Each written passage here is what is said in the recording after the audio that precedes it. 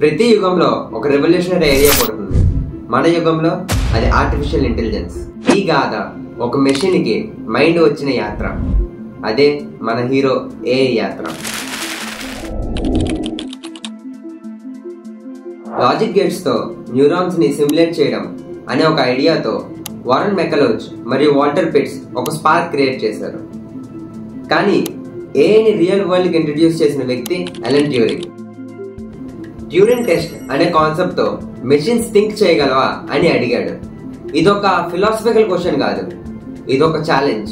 యుఎస్ఏలో Dartmouth అనే conference లో John మెకర్తీ అనే సైంటిస్ట్ ఏఐ అనే పేరు ఇచ్చాడు. అదే ది ఆర్టిఫిషియల్ ఇంటెలిజెన్స్. ఇది ప్రారంభం. మెషిన్స్ కి thinking, learning, decision making abilities ఇవ్వడం అనే డ్రీమ్ స్టార్ట్ అయింది. 1960s లో ఏఐ అనేది సింపుల్ గా ప్రాబ్లమ్ సాల్వ్ చేయడం స్టార్ట్ చేసింది. ఎలిజా అనే చాట్ బాట్ మానవులతో మాట్లాడడానికి ట్రై చేసింది. 1970s లో expert systems MYCIN, Dendral medical and chemical fields లో యూజ్ చేశారు. ఏఐకి చిన్న చిన్న విజయాలు రావడం స్టార్ట్ అయ్యాయి. కానీ ఎక్స్పెక్టేషన్స్ పెరగడంతో ఫెయిల్యూర్స్ కూడా పెరగడం స్టార్ట్ అయ్యాయి. 1980s వచ్చేసరికి రీసెర్చ్ అనేది కొంచెం స్లో అయింది. ఫండింగ్ కూడా తగ్గింది. జనాలంతా ఒకటే అంటున్నారు, ఏఐకి హైప్ మాత్రమే ఉంది, దానివల్ల రియల్ యూజ్ ఏం లేదు. ఇప్పుడు మన హీరో ఏఐ చాలా బాధపడ్డాడు. ల్యాబ్స్ లో ఒంటరిగా చాలా ఇయర్స్ గా మిగిలిపోయాడు. అంటే మీ హీరో ఓడిపోయాడా? ఇప్పుడేం చేస్తాడు మీ హీరో? 1997 లో ఏఐ మళ్ళీ రైజ్ అయింది.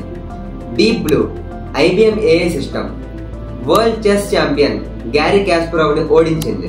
ఇది మ్యాన్ వర్సెస్ మెషిన్ లో ఒక సింబాలిక్ మూమెంట్. ఏఐని వరల్డ్ మొత్తం మళ్ళీ గమనించడం స్టార్ట్ చేసింది. 2012 లో ఎలెక్స్నెట్ అనే deep learning model computer vision తో వరల్డ్ ని షాక్ చేసింది. ఏఐకి పవర్ఫుల్ ఐస్ దొరికాయి. ఇమేజెస్, ఫేసెస్, ఆబ్జెక్ట్స్ అన్ని ఐడెంటిఫై చేయగలిగింది.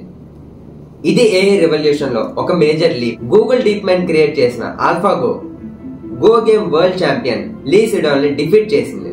గో అనే గేమ్ లో స్ట్రాటజీ, కాంప్లెక్సిటీ, హ్యూమన్ క్రియేటివిటీని టెస్ట్ చేస్తుంది. కానీ ఏఐ అన్ప్రెడిక్టబుల్ గా ఆడింది. క్రియేటివ్ డెసిషన్స్ తీసుకుంది. వరల్డ్ మొత్తాన్ని షాక్ చేసింది. ఏఐ కూడా క్రియేటివ్ గా ఆలోచించగలదా? 2018 తర్వాత ఏఐ మాట్లాడటం నేర్చుకుంది. GPT generative pre train transformer models, especially GPT-3, GPT-4 language ని అర్థం చేసుకోగలిగాయి. రాయడం, చెప్పడం, ఎక్స్ప్లెయిన్ చేయడం అన్ని ఏఐ చేసింది.